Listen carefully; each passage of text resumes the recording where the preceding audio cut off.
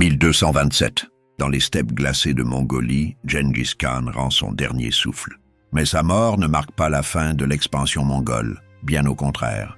Son fils Ögedei hérite d'un empire qui s'étend déjà de la Corée à la mer Caspienne. L'appétit de conquête des Mongols n'est pas rassasié.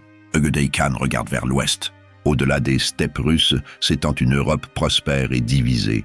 Les rapports de ces espions décrivent des royaumes chrétiens riches, mais militairement arriérés. Leurs armées pratiquent encore des tactiques vieilles de 2 siècles. Leurs fortifications sont en bois, leurs cavaliers lourds mais lents. En 1236, Ögedei prend la décision qui va changer l'histoire européenne. Il confie 150 000 de ses meilleurs guerriers à Batu Khan, son neveu, et au légendaire général Subutai. Leur mission: soumettre l'Europe jusqu'à l'océan Atlantique. Cette armée n'a rien de comparable avec ce que l'Europe a connu jusqu'alors. Chaque cavalier mongol possède 4 chevaux, lui permettant de parcourir 200 km par jour. Leurs arcs composites peuvent transpercer une côte de mailles à 150 mètres. Ils maîtrisent des techniques de siège chinoises inconnues en Occident. Catapultes à contrepoids, bombes incendiaires au naphte, peut-être même les premiers canons primitifs.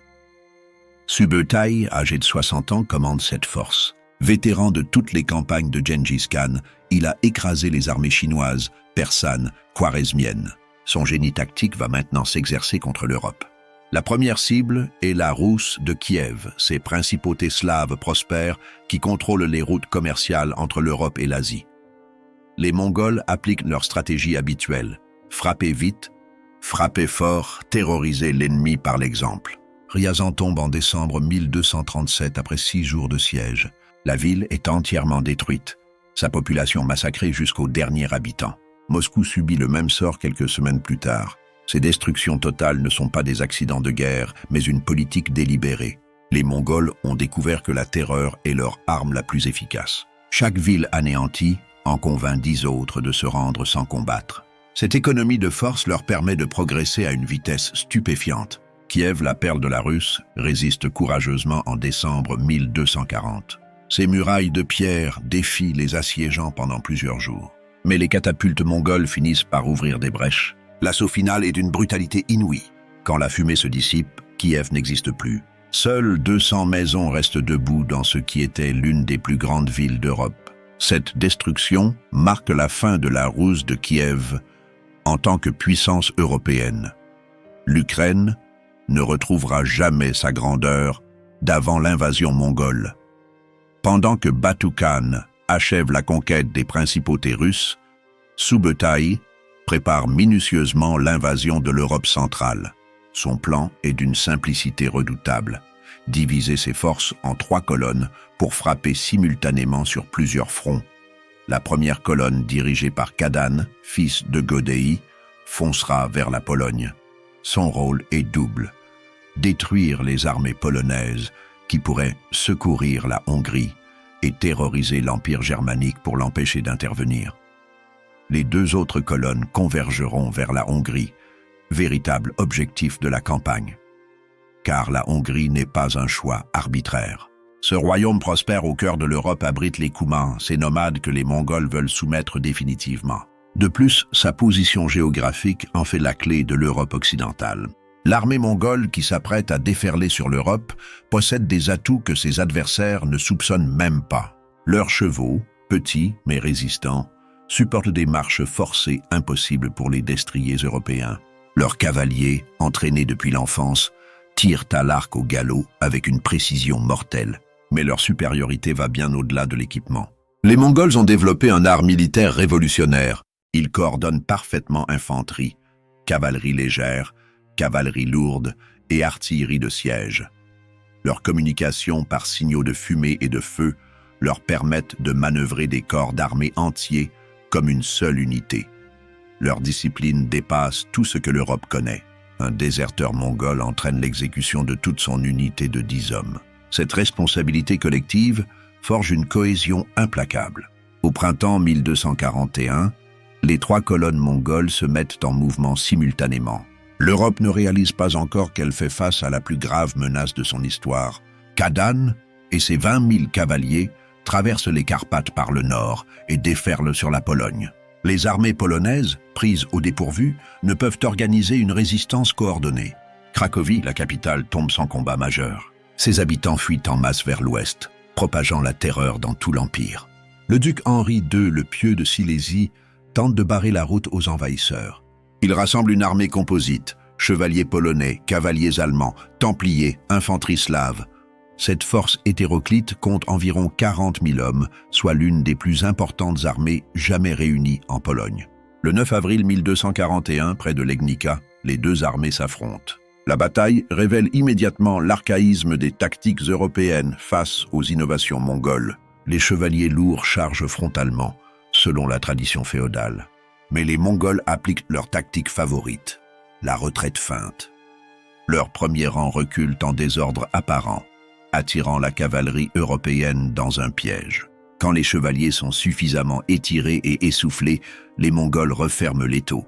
Leurs archers montés encerclent les Européens et les criblent de flèches. Leurs cavaliers lourds, frais et disciplinés achèvent le massacre. Henri II le Pieux meurt dans la mêlée, transpercé par une lance mongole. Son armée est anéantie. Selon la coutume mongole, les vainqueurs coupent les oreilles de tous les morts pour les compter. 9 sacs d'oreilles humaines sont remplis ce jour-là. Cette victoire ouvre la route de l'Allemagne aux Mongols. Mais Khadan n'exploite pas son succès. Fidèle au plan de Subotai, il fait demi-tour vers le sud pour rejoindre l'offensive principale contre la Hongrie. Pendant que Khadan écrase la Pologne, Béla IV de Hongrie reçoit des nouvelles de plus en plus alarmantes. Ses espions lui rapportent l'anéantissement de Kiev, la progression inexorable des Mongols vers ses frontières. Le roi comprend qu'il fait face à une menace existentielle. Béla n'est pas un souverain incompétent. Roi depuis 1235, il a modernisé l'administration hongroise et développé l'économie du royaume. Il sait aussi que ses forces traditionnelles ne suffiront pas contre les Mongols. C'est pourquoi il a pris une décision controversée: accueillir 40 000 réfugiés Koumans dirigés par leur Khan Kuten. Ces nomades connaissent les tactiques mongoles pour les avoir combattus. Leur cavalerie légère pourrait compenser la lourdeur de l'armée hongroise. Mais cette alliance divise le royaume. La noblesse hongroise déteste ces païens étrangers qui campent sur leurs terres. Le clergé dénonce leur influence néfaste sur le roi. Cette tension interne va avoir des conséquences dramatiques. En mars 1241, les éclaireurs mongols atteignent les passes des Carpates. 2 colonnes distinctes s'apprêtent à envahir la Hongrie simultanément. Batukan et Subotai dirigés de la force principale qui franchit le col de Vereke. Une colonne secondaire commandée par Shiban contourne par le nord. Le 12 mars, les avant-gardes mongols affrontent les forces hongroises qui gardent les défilés. Denstomaj, le palatin du royaume, est chargé de défendre le col de Vereke avec 15 000 hommes. Cette position naturellement forte aurait pu retarder l'invasion de plusieurs semaines. Mais les Mongols ne se contentent pas d'attaquer frontalement. Pendant que leurs troupes principales fixent les défenseurs, des détachements contournent la position par des sentiers de montagne. Pris à revers, les Hongrois sont écrasés. Denstomaj meurt dans la bataille avec la plupart de ses hommes. Cette première défaite ouvre les plaines hongroises aux envahisseurs. Aucun obstacle naturel ne peut plus les arrêter avant le Danube. L'invasion mongole provoque une psychose collective en Hongrie. Des rumeurs folles circulent. Les Koumans seraient secrètement alliés aux Mongols. Ils prépareraient une trahison pour livrer le royaume. Ces soupçons sont peut-être alimentés par des agents mongols infiltrés, technique classique de guerre psychologique. La situation explose quand l'armée hongroise se rassemble à Pest. La cohabitation entre soldats hongrois et guerriers Koumans tourne rapidement au vinaigre. Les incidents se multiplient, les accusations fusent. Le point de rupture survient quand une foule en colère accuse directement Kuten de préparer une trahison. Le Khan Kouman, qui bénéficiait pourtant de la protection personnelle du roi, est lynché par la populace. Son meurtre déclenche la catastrophe que redoutait Béla. Les Koumans, se sentant trahis, quittent immédiatement la Hongrie. Mais ils ne partent pas en silence. Furieux, ils pillent et incendient tout sur leur passage vers le sud. En quelques heures, Béla perd ses seuls alliés capables de lutter efficacement contre les Mongols. Cette défection koumane aggrave dramatiquement la situation militaire hongroise. L'armée qui se rassemble à Pest compte 100 000 hommes, chiffre impressionnant mais trompeur. Ces soldats n'ont aucune expérience des tactiques mongoles. Leur équipement, leur méthode, leur mentalité appartiennent encore au siècle précédent. Pire encore, beaucoup de nobles font défaut. Certains préfèrent défendre leur propre domaine plutôt que de servir sous les ordres d'un roi qu'ils détestent. Cette fragmentation des forces hongroises arrange parfaitement les plans mongols. Mi-mars 1241, les avant-gardes mongols atteignent les environs de Pest. Batu-Khan fait délibérément étaler ses forces pour donner l'impression d'être moins nombreux qu'il ne l'est réellement. Cette déception tactique vise à encourager Béla à prendre l'offensive. Le roi hongrois interdit pourtant à ses troupes d'attaquer ces détachements isolés. Il attend le rassemblement complet de son armée avant d'engager la bataille décisive. Cette prudence exaspère certains de ses lieutenants. Frédéric II d'Autriche, venu théoriquement aider son voisin, attaque et disperse un petit groupe de Mongols. Cette escarmouche sans importance lui permet de se présenter en héros tout en critiquant la lâcheté de Béla. Puis il repart chez lui, abandonnant son allié à son sort. Cette défection autrichienne illustre parfaitement l'incapacité de l'Europe à s'unir face à la menace mongole. Chaque souverain calcule ses intérêts à court terme sans comprendre l'enjeu civilisationnel du conflit. Pendant ce temps, Subutai étudie minutieusement le terrain et met au point sa stratégie. Il a choisi le lieu où il veut livrer bataille, près du village de Mohi, sur les rives de la rivière Sajo. Cette position offre tous les avantages tactiques qu'il recherche. La Sajo coule d'est en ouest avant de rejoindre la Tisa. Un pont de pierre enjambe la rivière près de Mohi. Au nord et au sud, le terrain est relativement plat, idéal pour les manœuvres de cavalerie. Subutai voit déjà comment il va utiliser ses caractéristiques naturelles. Le général mongol fait semblant de vouloir défendre le pont avec des forces dérisoires. Cette faiblesse apparente doit attirer les Hongrois dans le piège qu'il leur prépare. Le 10 avril 1241, l'armée hongroise quitte Pest et se dirige vers la Sajo.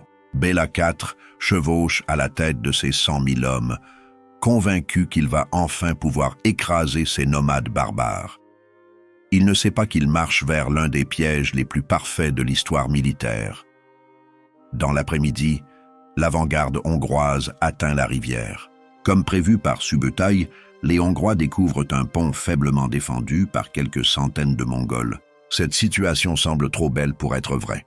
Les conseillers de Béla le supplient de traverser immédiatement pour écraser ce détachement isolé, mais le roi, plus prudent, refuse de foncer tête baissée. Il établit son camp sur la rive occidentale, dans une position qu'il croit imprenable. Cette décision scelle le sort de la Hongrie. En s'installant dans cette position défensive, Béla tombe exactement dans le piège de Subutai. L'armée hongroise est maintenant fixée, incapable de manœuvrer, tandis que les Mongols conservent leur liberté de mouvement. Le camp hongrois s'étend sur plusieurs kilomètres le long de la rivière. Les soldats établissent un périmètre fortifié avec des palissades de bois et des fossés. Cette position semble solide, mais elle présente un défaut majeur. Elle est conçue pour résister à une attaque frontale traditionnelle, pas aux tactiques d'encerclement mongol. Subutai observe ses préparatifs avec satisfaction. Son plan fonctionne parfaitement. Pendant que l'attention hongroise se concentre sur le pont, il peut déployer secrètement ses vraies forces. Le général mongol divise son armée en 3 groupes. 1000 cavaliers seulement resteront pour attaquer le pont de front. Cette attaque ne sera qu'une diversion. Pendant ce temps, 20 000 hommes contourneront la position hongroise par le sud. Un 3e groupe se tiendra en réserve pour exploiter la percée. La nuit du 10 au 11 avril 1241 est l'une des plus cruciales de l'histoire européenne. Pendant que les Hongrois dorment dans leur camp, convaincus de leur sécurité, 20 000 cavaliers mongols se glissent silencieusement vers le sud. Cette manœuvre nocturne révèle la supériorité technique absolue des Mongols. Déplacer une armée entière dans l'obscurité totale sans être détectée exige une discipline et une coordination exceptionnelles. Chaque unité connaît parfaitement son rôle, chaque cavalier sa place dans le dispositif. Les Mongols progressent par petits groupes, leurs chevaux aux sabots entourés de tissus pour étouffer le bruit. Ils évitent soigneusement les sentinelles hongroises, utilisant leur connaissance parfaite du terrain acquise par des jours de reconnaissance. Vers 3 heures du matin, la colonne mongole atteint un gué situé plusieurs kilomètres au sud du pont de Mohi. Ce passage était connu des éclaireurs mongols, mais ignoré des Hongrois. Cette négligence va coûter cher à Bella. La traversée de la Sajo dans l'obscurité et le froid glacial constitue un exploit remarquable. 20 000 hommes et leurs montures franchissent la rivière sans alerter l'ennemi. Les cavaliers mongols protègent soigneusement leurs arcs et leurs carquois de l'humidité. Leur équipement doit être opérationnel dès l'aube. Une fois la rivière franchie, Subutai déploie méthodiquement ses forces. Ses archers montés se positionnent pour encercler le flanc sud du camp hongrois. Sa cavalerie lourde se masse pour l'assaut final. Ses catapultes sont assemblées et approvisionnées en projectiles incendiaires. À l'aube du 11 avril, tout est prêt pour l'une des batailles les plus décisives de l'histoire européenne. Les premières lueurs du 11 avril 1241 éclairent un paysage qui va bientôt devenir un charnier. Dans le camp hongrois, les soldats se réveillent paisiblement, inconscients du piège qui se referme sur eux. Vers 5 heures du matin, les premiers cris retentissent du côté du pont. L'attaque mongole frontale vient de commencer. 1000 cavaliers se ruent sur la position hongroise, accompagnés par un bombardement d'un genre nouveau en Europe. Les catapultes mongoles crachent leurs projectiles mortels, pierres, flèches enflammées, bombes incendiaires au naphte. Ces dernières explosent au milieu des défenseurs dans des gerbes de feu et de fumée. Beaucoup d'Européens n'ont jamais vu d'armes pareilles. Les commandants hongrois, surpris par ces méthodes inconnues, tentent néanmoins d'organiser la défense. Koloman de Ruthénie et plusieurs évêques mènent leur contingent vers le pont. Après des heures de combat acharnés, ils parviennent même à repousser l'attaque mongole. Cette victoire apparente déclenche une euphorie dangereuse dans le camp hongrois. Les soldats croient avoir vaincu l'ennemi tant redouté. Bela IV lui-même sort de son camp retranché pour assister au spectacle de la déroute mongole. Mais à 7 heures du matin, l'illusion vole en éclats. Des cris d'alarme retentissent du flanc sud du camp. Les vigies viennent d'apercevoir une marée de cavaliers mongols surgissant de la brume matinale. Les 20 000 hommes de Subutai attaquent l'arrière et le flanc droit de l'armée hongroise. Cette charge coordonnée révèle instantanément l'ampleur du piège dans lequel sont tombés les Européens. Ce qui suit démontre la supériorité technique absolue de l'art militaire mongol. Pendant que l'attention hongroise était fixée sur le pont, Subutai a déployé ses forces selon un plan minutieusement préparé. Ses archers montés encerclent partiellement le camp hongrois et commencent un tir de barrage méthodique. Leurs flèches, tirées depuis des distances sûres, pleuvent sur des soldats incapables de riposter efficacement. La portée des arcs mongols dépasse largement celle des arbalètes hongroises. Simultanément, les catapultes mongoles repositionnées bombardent le camp avec des projectiles incendiaires. Le naphte brûlant transforme les tentes et les provisions en brasiers. La fumée épaisse ajoute à la confusion générale. Les soldats hongrois découvrent avec terreur que leurs équipements traditionnels sont inadaptés à ce type de combat. Leurs lourdes armures les ralentissent face à des adversaires mobiles. Leurs armes de mêlée sont inutiles contre des ennemis qui refusent le combat rapproché. Pris en tenaille, l'armée hongroise tente de se replier dans son camp fortifié. Mais cette position, conçue pour résister à une attaque frontale traditionnelle, devient un piège mortel face aux tactiques mongoles d'encerclement. À 8 heures du matin, les Mongols investissent complètement le camp hongrois. Les palissades de bois s'effondrent sous leurs coups.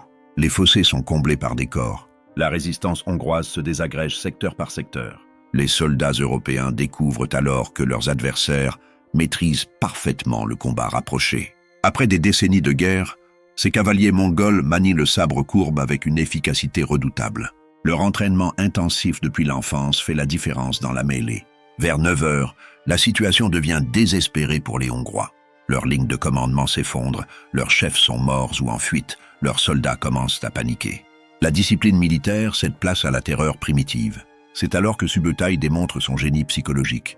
Plutôt que de maintenir l'encerclement total qui aurait poussé les Hongrois à combattre jusqu'à la mort, il ouvre délibérément une voie d'évasion vers l'ouest. Cette ouverture apparente n'est pas un acte de clémence, mais le raffinement suprême de l'art militaire mongol. En offrant un espoir de fuite aux soldats terrorisés, Subutai transforme une armée organisée en foule paniquée. L'effet est immédiat.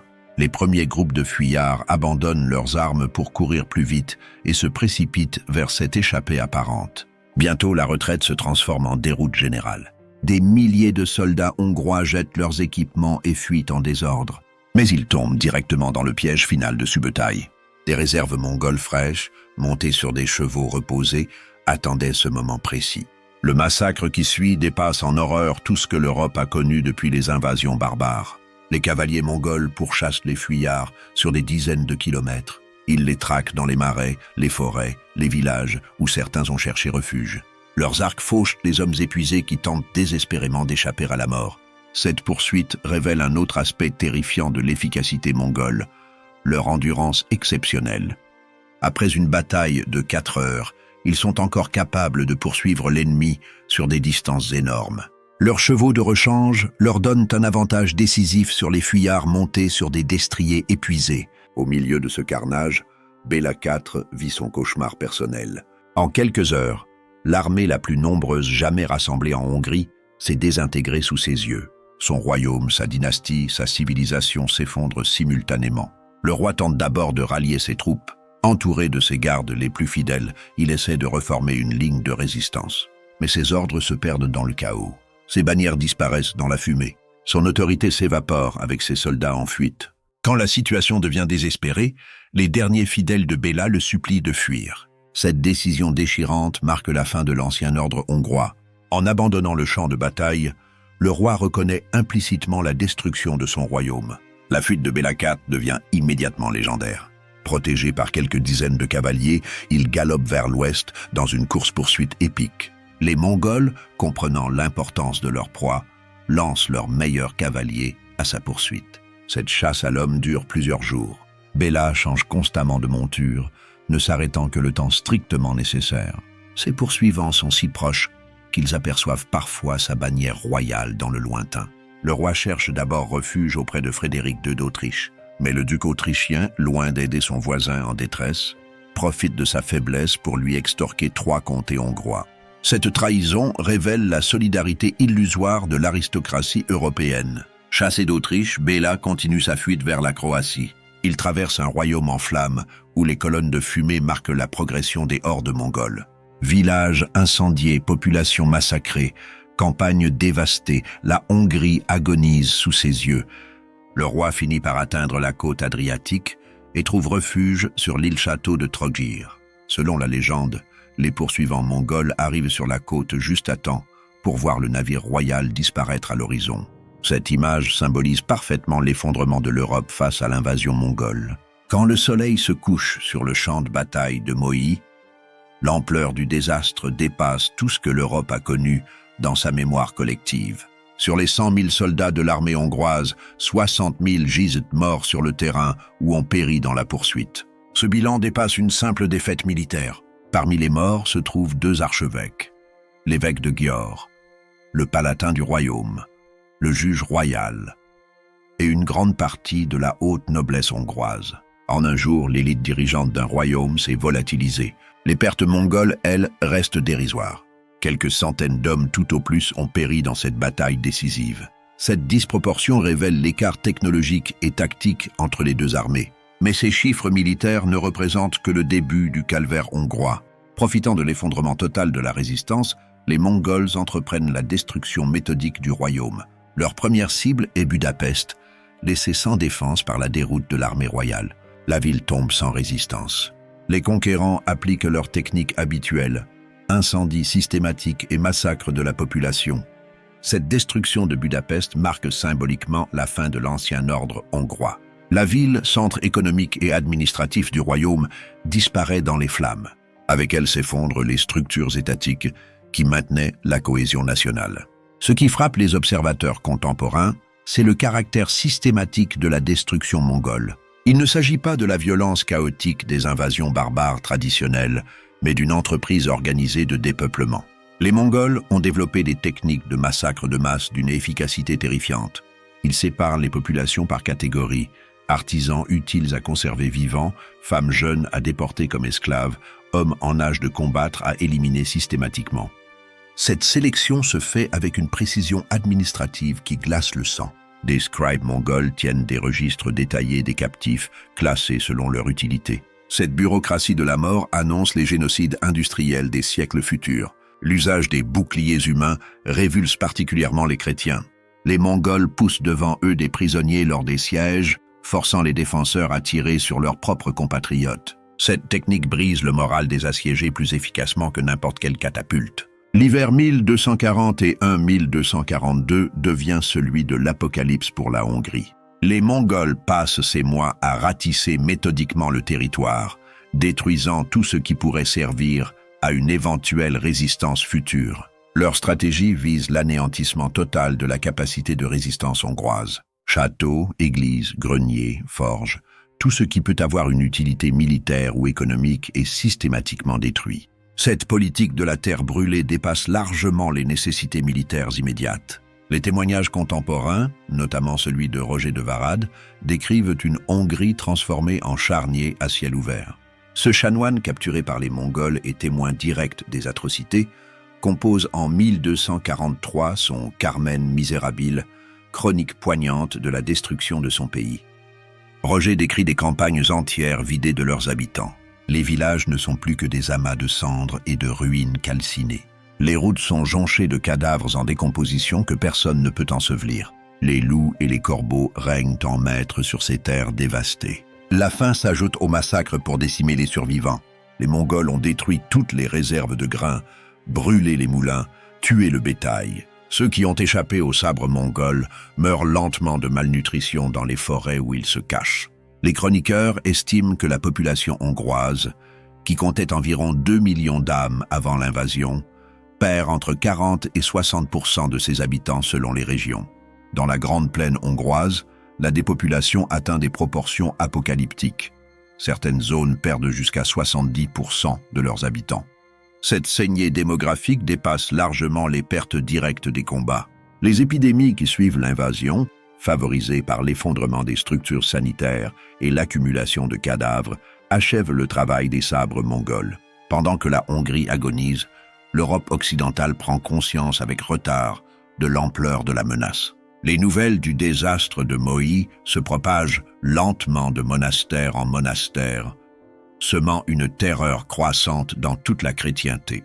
L'empereur Frédéric II tente d'organiser une résistance, mais ses lettres pressantes aux autres souverains européens ne reçoivent qu'un écho limité. Chaque royaume pense pouvoir négocier individuellement sa survie, ou croit que la menace ne l'atteindra pas. Cette myopie politique révèle l'incapacité structurelle de l'Europe médiévale à faire face aux défis stratégiques globaux. L'atomisation féodale, qui fait la richesse culturelle de l'Europe, devient sa faiblesse mortelle face à un ennemi unifié. Les Mongols, pendant ce temps, poussent leurs raids jusqu'aux portes de Vienne. Leurs éclaireurs atteignent même les rives de l'Adriatique, semant la panique dans les ports italiens. Venise elle-même s'inquiète de voir apparaître ses cavaliers venus du bout du monde. L'hiver rigoureux de 1240 et 1242 ne ralentit pas leur progression. Contrairement aux armées européennes qui hibernent pendant les mois froids, les Mongols continuent leurs opérations.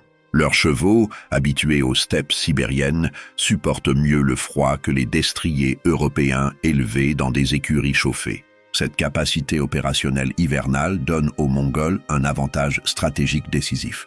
Ils peuvent frapper quand leurs ennemis s'y attendent le moins, maintenir une pression constante sur des populations déjà terrorisées. Alors que l'Europe semble condamnée à subir le sort de la Hongrie, un événement imprévu en Asie centrale change brutalement le cours de l'histoire. Le 11 décembre 1241, dans la lointaine Karakorum, Ögödei Khan, le grand Khan des Mongols, meurt subitement. Cette nouvelle, qui met des mois à parvenir en Europe, provoque un bouleversement immédiat dans la stratégie mongole. Selon la tradition mongole, tous les princes de sang doivent participer à l'élection du nouveau grand Khan. Batu Khan et Subutai n'ont pas le choix, ils doivent retourner en Mongolie. Mais cette explication politique ne suffit pas à expliquer entièrement le retrait mongol. Les historiens modernes soulignent que l'Europe présentait des défis logistiques particuliers pour les armées mongoles. Les vastes forêts européennes offraient moins de pâturage que les steppes asiatiques traditionnelles. Nourrir 150 000 chevaux devenait problématique à mesure que l'armée s'éloignait des steppes orientales. De plus, les châteaux de pierre européens résistaient mieux aux techniques de siège mongoles que les fortifications en terre des autres régions conquises. Prendre Vienne ou Paris aurait demandé des sièges longs et coûteux. L'Europe bénéficiait aussi de sa fragmentation politique. Contrairement aux empires centralisés d'Asie qui s'effondraient après la chute de leur capitale, l'Europe morcelée pouvait continuer à résister même après la destruction de plusieurs royaumes. Au printemps 1242, les derniers cavaliers mongols disparaissent vers l'est, emmenant avec eux des milliers de prisonniers hongrois réduits en esclavage. Ils laissent derrière eux une Europe transformée, qui a frôlé l'anéantissement sans vraiment s'en rendre compte. Car l'Europe occidentale a eu une chance inouïe. Si les Mongols avaient poursuivi leur progression, ni la France de Saint-Louis ni l'Empire germanique n'auraient pu leur résister efficacement. Leurs armées, organisées selon les mêmes principes archaïques que celles de Béla IV, auraient subi le même sort. Cette prise de conscience tardive marque le début d'une révolution militaire européenne. Les leçons de Mohi et de Legnica circulent dans les cours occidentales. Les tacticiens commencent à étudier les méthodes mongoles pour en adopter certains aspects. L'arc composite mongol inspire le développement de nouvelles armes de trait en Europe. L'organisation décimale des armées mongoles influence la réforme des structures militaires occidentales. Surtout, l'Europe comprend l'importance de la mobilité face à la puissance brute. Cette évolution militaire s'accompagne d'une prise de conscience géopolitique. L'Europe découvre qu'elle n'est plus le centre du monde civilisé, qu'il existe en Asie des puissances militaires et technologiques supérieures. Le retour de Béla IV en Hongrie au printemps 1242 révèle l'ampleur du désastre. Le roi découvre un royaume méconnaissable, où la désolation règne sur des centaines de kilomètres carrés. Mais ce souverain traumatisé va accomplir l'une des reconstructions les plus remarquables de l'histoire européenne. Béla a tiré les leçons amères de la catastrophe. Il comprend que l'ancien système de défense hongrois était totalement obsolète face aux nouvelles formes de guerre. Sa priorité absolue devient la construction d'un réseau de fortifications en pierre. Avant l'invasion mongole, la Hongrie ne possédait qu'une dizaine de châteaux en pierre, principalement sur la frontière autrichienne. Béla en fait construire 70 en 20 ans, révolutionnant l'architecture militaire du royaume. Ces nouvelles forteresses ne sont pas de simples refuges pour la noblesse. Elles constituent des centres de repeuplement, attirant les survivants dispersés et les immigrants. Car Béla mène parallèlement une politique active d'immigration pour compenser les pertes démographiques. Des colons allemands, attirés par des privilèges exceptionnels, s'installent dans les terres dévastées. Des communautés slaves et italiennes complètent ce repeuplement organisé. Cette immigration transforme profondément la composition ethnique de la Hongrie. La reconstruction s'accompagne d'une révolution administrative. L'ancien système centralisé, qui avait montré ses limites face à l'invasion mongole, cède place à une structure plus féodalisée. Les nobles locaux reçoivent plus d'autonomie en échange de l'obligation de construire et d'entretenir des fortifications. Cette décentralisation renforce paradoxalement la défense du royaume. En cas de nouvelle invasion, les Mongols ne pourront plus paralyser toute la résistance en détruisant le pouvoir central. Chaque région devient capable de se défendre indépendamment. L'efficacité de ces réformes sera testée 40 ans plus tard, lors de la seconde invasion mongole de 1285. Cette fois, les envahisseurs se heurtent à une Hongrie transformée, hérissée de forteresses et organisée pour la résistance. Les Mongols de Nogaï et Talabuga découvrent avec amertume que leur ancienne tactique ne fonctionne plus. Les châteaux de pierre résistent à leurs catapultes. Les populations se réfugient derrière des murailles imprenables. L'effet de surprise est perdu. Plus important encore, l'armée hongroise a adopté certaines techniques mongoles. Elle intègre des archers montés, pratique la guerre de harcèlement, évite les batailles rangées où elle serait désavantagée. Cette seconde invasion se solde par un échec cuisant pour les Mongols. Harcelés constamment, incapables de prendre les forteresses, privés de leur technique de terreur habituelle, ils se retirent après quelques mois sans avoir obtenu de résultats significatifs. Cette victoire hongroise marque symboliquement la fin de l'invincibilité mongole en Europe. Elle démontre aussi la capacité d'adaptation remarquable des sociétés européennes face aux défis militaires. La bataille de Mohi du 11 avril 1241 constitue l'un des tournants majeurs de l'histoire européenne. Elle révèle brutalement l'archaïsme militaire de l'Europe face aux innovations asiatiques, forçant une modernisation accélérée des techniques de guerre occidentales. Cette leçon dépasse le domaine militaire. L'invasion mongole transforme la perception européenne du monde. L'Europe découvre qu'elle fait partie d'un système géopolitique global, qu'elle peut être menacée par des puissances lointaines. Cette prise de conscience contribue paradoxalement au réveil européen. Les contacts établis avec l'Empire mongol ouvrent de nouvelles routes commerciales vers l'Asie. Les échanges technologiques s'intensifient, préparant les innovations qui mèneront à la Renaissance. L'exemple hongrois inspire d'autres réformes en Europe. Les techniques de fortification développées par Béla IV se diffusent dans tout l'Occident. L'architecture militaire européenne connaît une révolution qui la prépare aux défis futurs. Plus profondément, Moi illustre la vulnérabilité des civilisations face aux changements technologiques rapides. L'Europe médiévale, confiante dans sa supériorité traditionnelle, découvre qu'elle peut devenir obsolète en quelques décennies. Cette leçon résonne encore aujourd'hui. Les innovations mongoles, mobilité, coordination, intégration de technologies nouvelles, guerre psychologique, annoncent les révolutions militaires modernes. Moi préfigure les bouleversements que connaîtront les armées européennes face aux innovations ultérieures. L'histoire de la Hongrie après 1241 témoigne de la résilience extraordinaire des sociétés humaines. En une génération, le royaume dévasté redevient une puissance respectable. Cette récupération rapide révèle la solidité des fondements institutionnels et culturels hongrois. La reconstruction menée par Béla IV dépasse la simple restauration de l'ancien ordre. Elle s'accompagne d'innovations administratives, militaires et économiques qui renforcent durablement le royaume.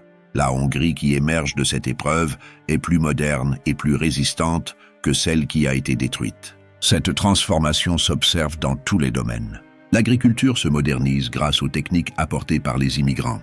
L'artisanat se développe dans les nouvelles villes fortifiées. Le commerce reprend sur des bases plus solides. L'Église hongroise elle-même sort renforcée de l'épreuve. La reconstruction des monastères détruits s'accompagne d'une réforme spirituelle. Le clergé, traumatisé par les atrocités mongoles, redécouvre sa mission pastorale auprès des populations éprouvées. Cette renaissance hongroise inspire d'autres peuples européens confrontés aux invasions. Elle démontre qu'aucune défaite, si totale soit-elle, n'est définitive si la volonté de résistance persiste. La bataille de Moi laisse une trace indélébile dans la mémoire collective hongroise. L'expression « Mitsietz nem hacht a Tatar » « Pourquoi te dépêches-tu, les Tatars ne te poursuivent pas » devient proverbiale, témoignant de l'impact psychologique durable de l'invasion.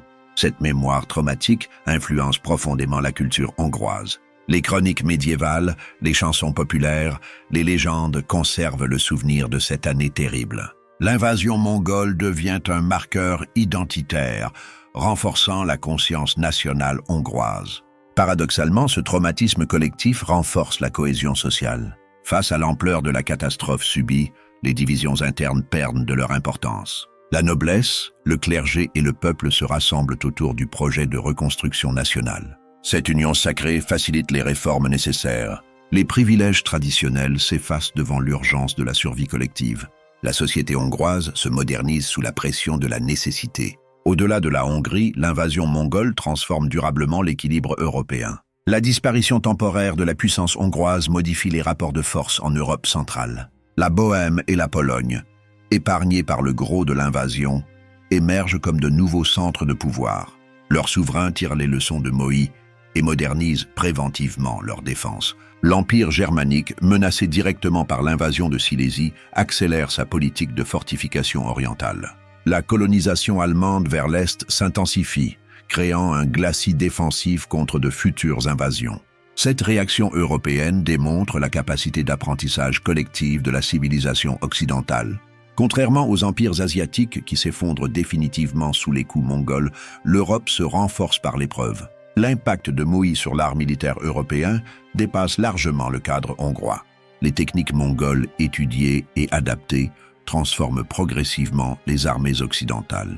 L'arc composite, arme mongole par excellence, inspire le développement de nouvelles armes de trait. Les arbalètes européennes gagnent en puissance et en portée. L'artillerie primitive fait son apparition sur les champs de bataille occidentaux. L'organisation militaire évolue également. Le système décimal mongol influence la restructuration des armées européennes. La discipline mongole inspire de nouveaux règlements militaires. Plus fondamentalement, l'Europe découvre l'importance de la mobilité stratégique. Les lourdes charges de cavalerie cèdent progressivement la place à des tactiques plus souples et adaptatives. Cette évolution militaire prépare les succès européens ultérieurs. Quand l'Europe partira à la conquête du monde au XVe et XVIe siècle, elle utilisera des techniques héritées en partie de ses anciens vainqueurs mongols. Paradoxalement, l'invasion mongole ouvre l'Europe vers l'Asie. Les contacts établis pendant et après l'invasion créent des liens durables entre l'Orient et l'Occident. L'Empire mongol unifie les routes commerciales de l'Eurasie. Cette Pax Mongolica facilite les échanges entre l'Europe et l'Extrême-Orient. Marco Polo et d'autres voyageurs européens profitent de cette ouverture. Ces contacts transforment l'économie européenne. De nouveaux produits asiatiques arrivent sur les marchés occidentaux. Les techniques orientales, poudre à canon, boussole, imprimerie, révolutionnent progressivement la civilisation européenne. Cette ouverture prépare l'expansion maritime européenne. En découvrant les richesses asiatiques, l'Europe développe un appétit commercial qui la poussera à chercher de nouvelles routes vers l'Orient. L'histoire de la bataille de Mohi illustre crûment le prix de la survie civilisationnelle. La Hongrie paye sa renaissance d'un demi-million de morts et de décennies de souffrance. Ce sacrifice n'est pas vain. En résistant puis en se reconstruisant, la Hongrie préserve l'indépendance européenne. Sans cette résistance, l'Europe aurait pu subir le sort de la Chine ou de la Perse, intégrée durablement à l'Empire mongol. La leçon dépasse le cadre historique. Elle rappelle que la liberté et l'indépendance des peuples ne sont jamais acquises définitivement. Chaque génération doit être prête à les défendre au prix de sa vie. Cette vérité éternelle résonne particulièrement aujourd'hui. Dans un monde où les équilibres géopolitiques évoluent rapidement, l'exemple hongrois rappelle l'importance de la vigilance et de la préparation. Le 11 avril 1241 ne marque donc pas seulement une bataille perdue, mais le début d'une renaissance. Dans les flammes de Mohi s'effondre l'Europe médiévale naïve. De ses cendres renaît une Europe plus dure, plus réaliste, mieux préparée aux défis du monde. Cette transformation, payée si cher par le peuple hongrois, contribue finalement à forger la civilisation européenne moderne qui dominera le monde pendant des siècles.